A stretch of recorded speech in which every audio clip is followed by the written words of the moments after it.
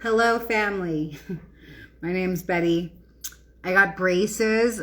Only some of my teeth are real. I was in active addiction for 22 years, but the teeth that are real are pretty crooked. So I've gotten braces and I'm feeling like very inner 13-year-old me. So today is my rebirth day. Today, 5 years ago, today was the day that I had my near-death-like experience. My time in heaven, and then they shat me back down to earth and said, girl, you're not finished. And so I came back to this beautiful experience. Those are the words that I'm choosing to use. And continued on my journey. And I didn't stop using drugs or stop my life of prostitution or depravity for over 2 months after my spiritual experience. My clean date is June 1st, but my rebirth date is March 23rd. And I used to have an Instagram that had close to 10,000 followers, and they were all guys from Tinder. Basically, I used to be a prostitute, so I would solicit myself online, and I used Instagram as one of those places. So I would get super fucked up on drugs. Sorry for cursing. I would smoke meth. I would eat acid. I was just nuts. I was crazy. And then I would get naked. I would go into the shower, and I would make all these Instagram lives from the shower. And the day that I had the awakening, I went onto Instagram the day after, and I was like, guys, I fucking died. This is crazy. We're all dead. And anyway, I watched that video today because I wanted to see what it was like then. And I was like, I don't even have any way to describe what happened or what I saw. I have no words. And today I'm able to articulate it so well. And when I think about who I was 5 years ago, how I couldn't even string sentences together around what happened to me. And then here I am 5 years later. I've been on 75 podcasts. I'm able to talk about it in my day-to-day life. I have a job with the International Association for Near-Death Studies. This is an incredible transformation, and I just want to give myself a little credit, just a little pat on the back there. It's incredible. And I'm going to edit the video together of when the awakening happened because it's so funny, but I'm naked in it. I have tape over my nips though, so I feel like it's kind of okay. But just to see how different I was then to how I am now, anyway, it's hilarious. Yes, I can share a little bit about my near-death experience. After watching the video, I would love to as well, because there was some things, there's actually some parts of my experience that I've never actually shared about. Number one, because I didn't have great language for it. And then some of it is just my weird little sacred stuff for me. But basically, I had an overdose of drugs. I had taken an overdose of hallucinogens.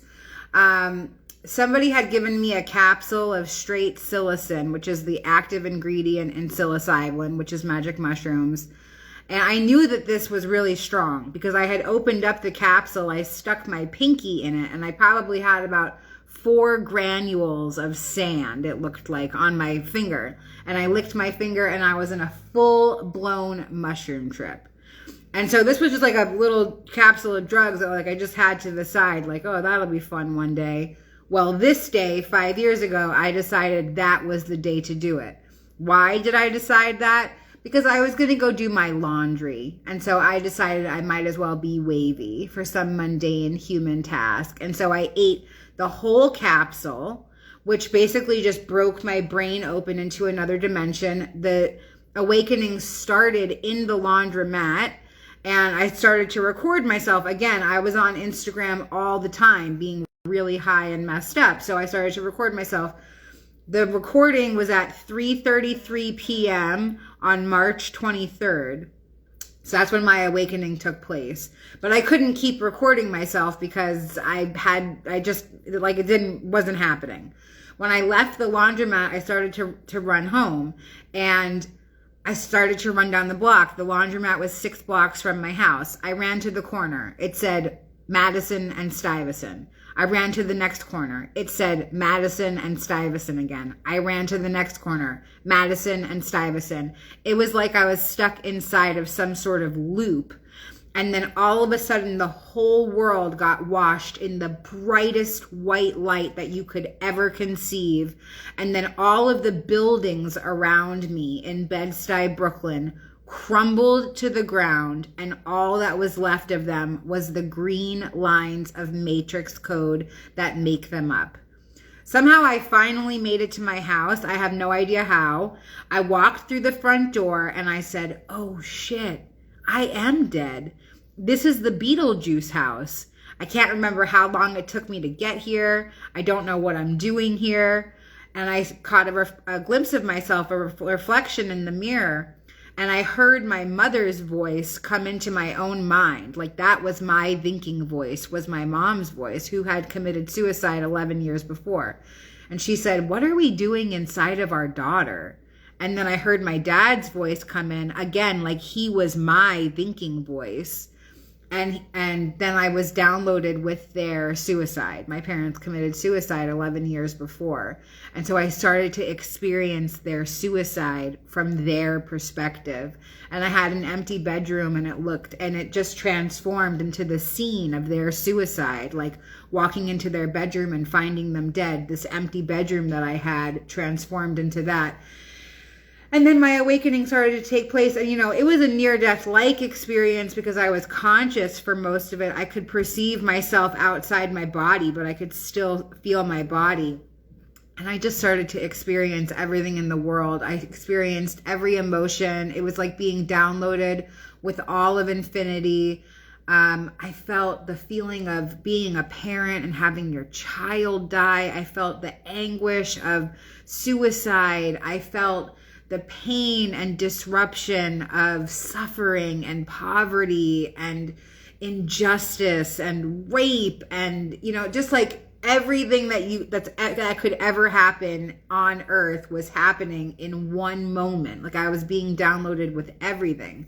And then I started to experience joy, and I felt the joy of a mother giving birth to a child. And I started to experience marriage and growing old with people and community and love and respect and appreciation and truth. And it was, again, like just every emotion. It was like going up and down the scale of consciousness. If you've ever seen a picture of the scale of consciousness, that's what was happening. And there was a rush of energy going up and down inside my body that was making that happen. And I was going from each extreme to each extreme.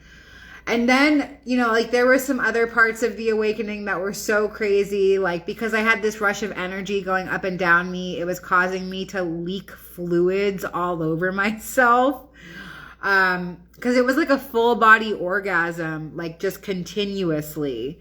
And it was very intense, and I was like peeing on myself or whatevering on myself. And I put like a roll of paper towels in between my legs, and I was like, oh my God, this is why babies pee all over themselves. They have no control over themselves. So then like half of my awakening was spent on the toilet, because I was like, well, I gotta sit on the toilet because I'm fucking leaking fluids all over myself. And while I was sitting on the toilet, it almost felt like I was sitting on a witness stand. But I don't like using this language because it sounds condemning, but it felt like Source was next to me, sort of like in this judge's table, like in this judge's booth. Again, there's no such thing as judgment, like there is no condemnation, but this is just the way that this scene kind of unfolded for me. And I was sitting in this witness box, and I was sitting in the witness box with my divine masculine energy. And my divine masculine refused to submit. And I just remember crying out loud, and I was saying, you have to submit. You have to submit. This isn't our dream. You have to submit. And later in my integration process, when I read the Quran, as I was reading all spiritual texts, there's a story in the Quran about Iblis, which translates roughly into Satan, or Lucifer, the light bringer. And so this was the story that I think I was witnessing inside of my own awakening, was that I was witnessing this version, this angel, this fallen angel who would not submit to creation. And I was downloaded because I had never really read a book, which is a funny thing to say. I was downloaded with the movies that would help me understand what Earth was, what awakening was. So I was shown The Matrix. That was like number one. All right, guys, we're living inside the Matrix. Then I was shown the movie Inception. And, like, I really hold that very dear to me. I know that this world is a dream, just like in the movie Inception. And right now we're in a collective dream, and our great awakening will be a collective kick where we'll go to another layer of the dream. Another dream that came up was what dreams may come, that we're creating our own heaven. And, obviously because I have a double parental suicide in my story, if anybody's ever seen What Dreams May Come, it's like a dramatic Robin Williams movie. It totally just, it tortures me. It makes me cry so much. That was a big part of it too. And then The Giver was a part of it. And Risk Cutters, a love story, which is another story about suicide and overdoses and drugs and stuff.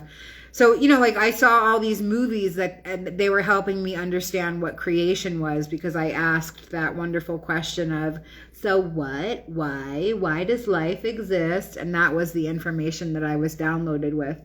So that's what happened to me 5 years ago. And then my life got really chaotic after that, and then, a lot of what I've shared when people hear my near-death experience about my pre-birth planning, being downloaded with my mission, seeing that my life was boot camp and coming back into awareness. And my life just got totally crazy again. Okay, so the movies that I mentioned, and I'll put them in the comments too, was The Matrix with Keanu Reeves, my boyfriend. And then Inception with my boyfriend, Leonardo DiCaprio. Yeah, I have a lot of boyfriends. It's okay. This is a loving universe. Another one of the movies was The Giver, which is a book, but I don't know. Jeff Bridges is in The Giver. What Dreams May Come with Robin Williams, and Risk Cutters, a love story with, I can't remember the kid's name in that movie. Tom Waits is in that movie though. It's really good. Okay, so those are the movies. Let's see. Oh, somebody wrote them. Thank you so much. I have so many boyfriends too.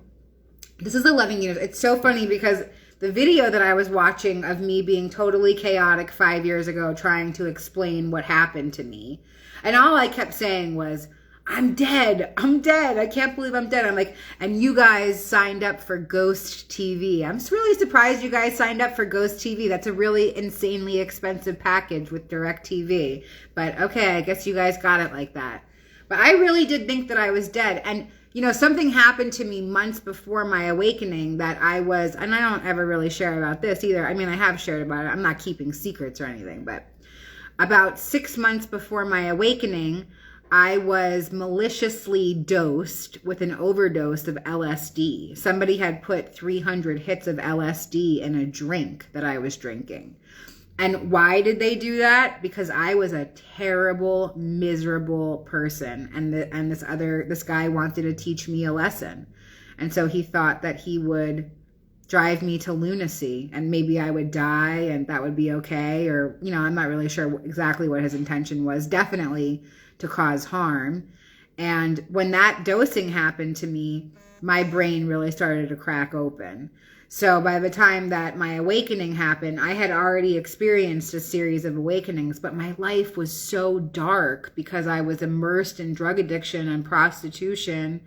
And, I was like on the verge of homelessness. I hadn't paid my rent in, close to 2 years. I don't even know how that happened. Obviously the universe had another plan in store for me, because that's unheard of, that you could just stay in a house in evictions court for 2 years. That's crazy.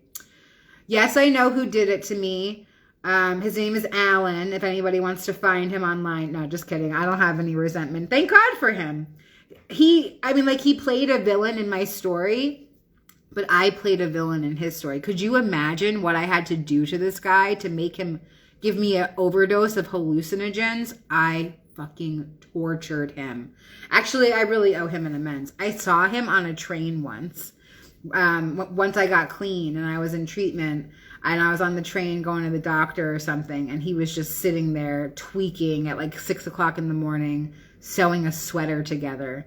And the train was packed, and I was just staring at him like I couldn't believe that I was seeing him. And then he looked up and he noticed me, and we just like stared at each other. And then I got off at the next stop, and it was really weird. But, you know, like my whole life today feels like a living life review.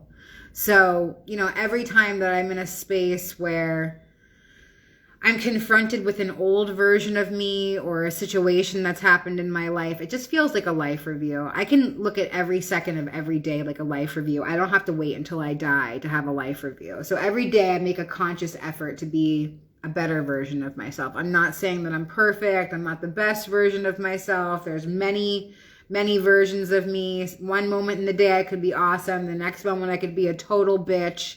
It's completely chaotic, especially when I don't have any grounding in my life. But I'm definitely way better than I was. I mean, I was a monster. There's just no words. There's no words for me to explain to anybody who I was before. Like, this is a total transformation. This is a caterpillar to a butterfly. It really, really is. It's a... insert other metamorphosis analogy here. It's alchemy. This is base metal to gold. Like I am gold. Anyway, so yeah, I just wanted to come on. Thanks for whoever asked me to share a little bit about my experience. I got to get some stuff out that I've never really shared before. It's funny because, you know, I have a lot of friends in recovery who I'm friends with on social media, and I don't think that they really know this aspect of me. But, you know, I'm kind of a big deal in the near-death community world. But I wouldn't have anything in my life if I didn't have recovery. And I'm so grateful for that part of my journey because it's given me so much. I mean, I have just amazing connections with people and ability to grow and learn. And anyway, I'm really grateful for everybody that stayed present for this. And I can't wait to edit the video together of the old me versus the new me. And, you know, my ability to be able to construct the story is sincerely from source energy. Like, I had nothing to do with this. One day I started to tell the story, and it just started to come out in the most cool, funny, relatable, authentic way. And I don't know how that happened, because when I first started talking about it, I couldn't even formulate sentences. So thank you, Source, for allowing me to come back to Earth and make this the most optimal experience. If you're somebody that is having challenges with your Earth experience, if you feel unhappy, if you feel like depressed, if you feel like you can't find your purpose, please reach out to me. I would love to work with you. I have a coaching business. I also have a sliding scale if you're not able to afford a coach. You know, like, I found some great tools that have really helped me center myself on this earth. Like I said, when I first had my awakening, I thought that I had died and I just wanted to get back to heaven. How do I get back to the spiritual experience? What do I have to do? And I kept making deals with God. And I was like, okay, God, if I don't use drugs, you're going to come and get me, right? You're going to come pick me up. And, you know, I'd make it to like 2 weeks clean. Like, are you coming? No answer. 6 months clean. What's going on? Who's coming to get me? No answer. 2 years clean.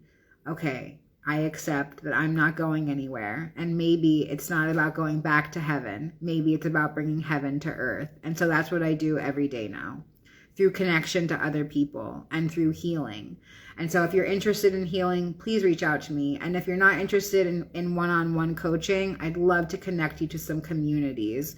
Communities for spiritual experiencers, communities to help you with whatever it is that you perceive that you're struggling with right now.